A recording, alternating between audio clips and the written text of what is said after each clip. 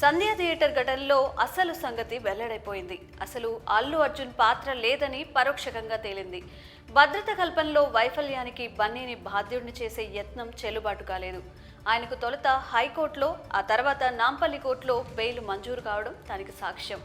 అదే సమయంలో కోర్టులో జరిగిన వాదనలను న్యాయమూర్తి పరిగణలోకి తీసుకున్న తీరు మరింత ఆసక్తికరం. సంధ్య థియేటర్ ఘటనలో అల్లు అర్జున్కి ప్రత్యక్ష పాత్ర లేదని ప్రపంచమంతా అంగీకరిస్తోంది.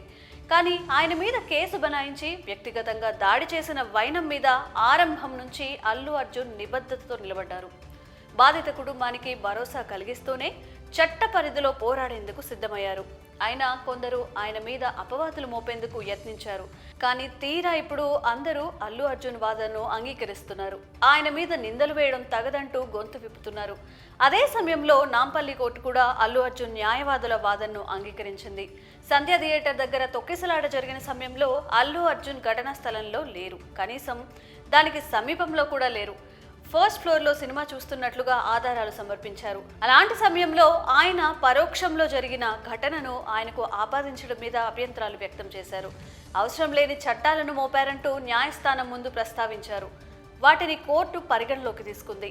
అల్లు అర్జున్ పాత్ర మీద ఆసక్తికర వాదనలను గమనించింది. అల్లు అర్జున్ మీద పెట్టిన కేసులలో సెక్షన్లు వర్తించవన్న విషయాన్ని గుర్తించింది.